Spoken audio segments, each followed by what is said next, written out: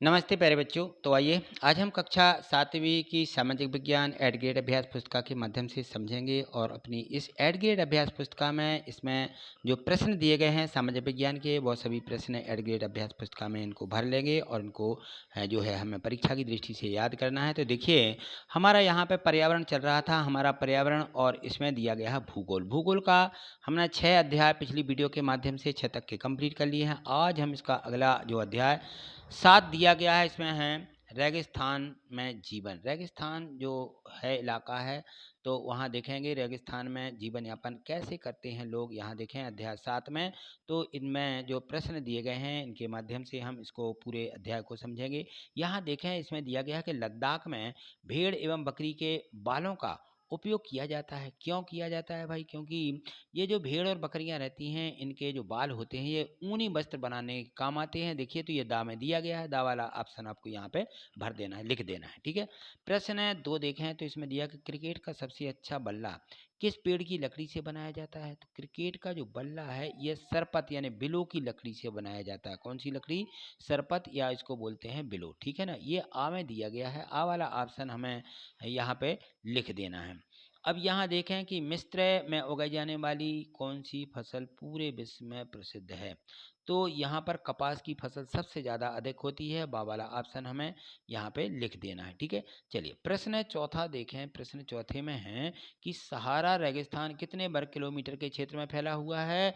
तो जो सहारा वन रेगिस्तान है ना, सहारा रेगिस्तान लगभग 8.54 लाख वर्ग किलोमीटर के क्षेत्र में फैला हुआ है। बहुत लंबा है ये क्षेत्र। यहाँ पे देखें प्रश्न 5वां, सहारा रेगिस्तान कितने देशों से घिरा हुआ है? तो ये जो है यहाँ पे देखें तो ये जो है सहारा रेगिस्तान 11 देशों से घिरा हुआ है। सहारा का रेगिस्तान बहुत बड़ा है और यहाँ पे 11 देश इसके चारों तरफ हैं। प्रश्न 6वां देखिए। प्रश्न 6वें में दिया कि सहारा रेगिस्तान की जलवायु की विशेषताएं लिखिए। तो जो सहारा रेगिस्तान है वहाँ की जलवायु अत्यधिक गर्म एवं शुष्क होती है और यहाँ वर्षा ऋतु अल्पकाल के लिए होती है। दिन के समय तापमान 50 से ऊपर 50 अंश से ऊपर पहुंच जाता है, यानी बहुत अधिक यहाँ पे जो है गर्मी रहती है। चलिए अगला प्रश्न दिया गया है 7वां। 7वें प्रश्न में है कि देखिए सहारा रेगिस्तान में कौन कौन सी वनस्पतियां पाई जाती हैं? तो यहाँ के रेगिस्तान में वनस्पतियां हैं कैक्टस। कैक्टस का पेड़ होता है, बड़े बड़े कांटे होते हैं। खजूर के पेड़ भी यहाँ पाए जाते हैं और यहाँ पे एकेसिया पाए जाते हैं। यहाँ कुछ स्थानों पर मरुधान खजूर के पेड़ों से घिरे हुए हरित द्वीप पाए जाते हैं, इनको हरित द्वीप कहते हैं, ठीक है। चलिए अगला प्रश्न देखें। प्रश्न क्रमांक 8 दिया गया है, इसमें है कि मिस्र में नील घाटी के लोग कौन कौन सी फसलें पेड़ और पौधे उगाते हैं? तो यहाँ देखें मिस्र में नील घाटी के जो लोग हैं वो यहाँ पे जैसे यहाँ जल की उपलब्धता होने से लोग खजूर के पेड़ लगाते हैं। यहाँ चावल गेहूँ जौ और सेम एवं कपास भी यहाँ पे उगाई जाती है, कपास के पेड़ होते हैं। चलिए अगला प्रश्न 9वां है कि लद्दाख के उत्तर एवं दक्षिण में कौन सी पर्वत श्रेणियाँ हैं? तो यहाँ देखें लद्दाख जो है यहाँ पे ये लद्दाख लिखना है, ला आदा दा और दा बनाना, ठीक है। लद्दाख, यहाँ पे लद्दाख लिखें सही ढंग से, ये गलत लिखा हुआ है।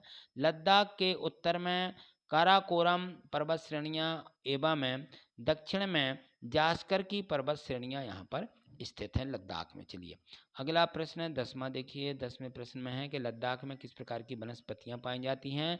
तो यहाँ उच्च शुष्कता के कारण वनस्पति विरल है, बहुत कम है, ठीक है ना। यहाँ जानवरों के चरने के लिए कहीं कहीं पर ही घास, एक छोटी सी झाड़ियाँ मिलती हैं, बहुत कम। घाटी में सरपत एवं पॉपुलर के उपवन देखे जा सकते हैं यहाँ पर। चलिए प्रश्न 11वां देखें। तो लद्दाख तिब्बत एवं मध्य एशिया के निवासियों के बीच कोई एक समानता बताइए कि इनमें क्या समानता है? तो लद्दाख तिब्बत और मध्य एशिया, यहाँ के कुछ लोग जो हैं मुसलमान हैं तो कुछ यहाँ पर बौद्ध लोग रहते हैं।